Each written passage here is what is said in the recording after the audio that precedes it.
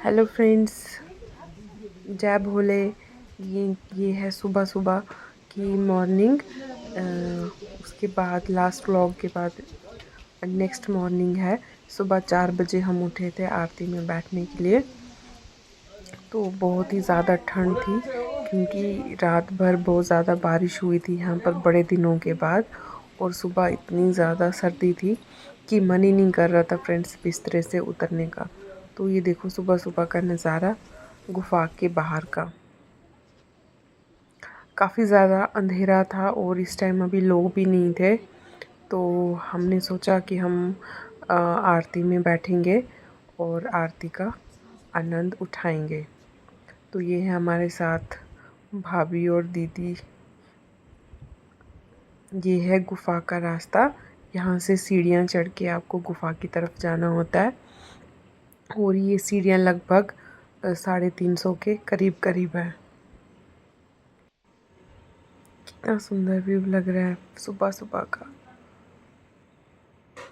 और उसके बाद ये हम और क्लोज आ गए गुफा के। और ये सामने का नज़ारा देखो, कुछ शिव जी बने हुए हैं सामने पहाड़ पे।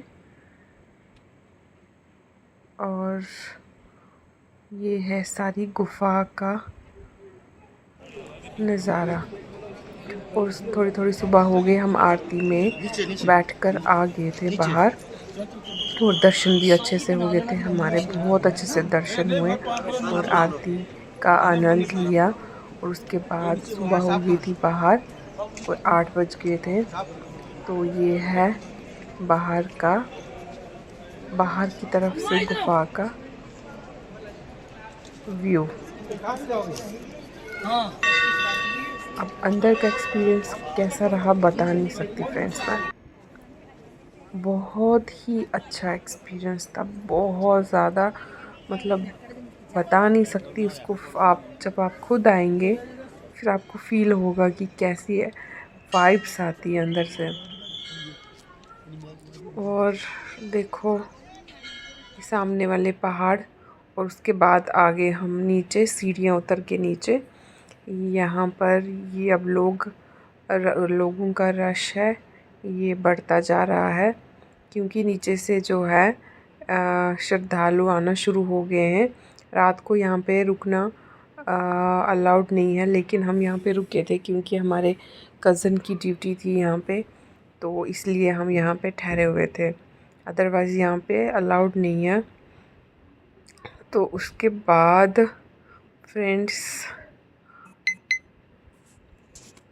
ये है यहाँ का लास्ट लंगर जो गुफा के पास लगता है। और यहाँ पे थोड़ी सी मार्केट भी है नीचे जाके। ये है शेषनाग पहाड़ी, देखो वैसे उसी आकार की बनी हुई है। ये है 5 पांडव, कहते हैं यहाँ पे 5 पांडव रहते हैं। और उनका आकार बना हुआ है 5 जैसे लोग खड़े होते हैं ना, वैसा बना हुआ है कुछ। बाहर से देखो कितना सुंदर लग रहा है, सामने से धूप आ रही है। ये हमने कर लिया ब्रेकफास्ट, मस्त सा चिल्ला बना हुआ था, बहुत टेस्टी। वो गुफा के सामने ब्रेकफास्ट, कितना मज़ा आ रहा था फ्रेंड्स। और ये जाते जाते आखिरी दर्शन भोलेनाथ के। ये देखो अब हम थोड़ा सा नीचे आ गए हैं और मन ही नहीं कर रहा था यहाँ से जाने का। मैं बार बार पीछे देख रही थी। उसके बाद एक इसके साथ में नीचे लंगर था फ्रेंड्स, इतना कुछ था इस लंगर में, बहुत कुछ, मतलब आप ये सब कुछ खा ही नहीं सकते यहाँ पे। बस एक एक ही आप चीज़ उठा सकते हो, ज़्यादा नहीं खा सकते हो। बहुत कुछ वैरायटीज़ बनी हुई थी। ये हैं भैया भाभी और ये हैं दीदी और जीजू। ये खा रहे हैं कुछ इडली सांभर टाइप कुछ। और साथ में देखो फ्रेंड्स नदी भी बह रही है, उस तरफ लोग आ रहे हैं, इस तरफ लंगर लगा हुआ है। कितना आनंद ही आनंद है फ्रेंड्स।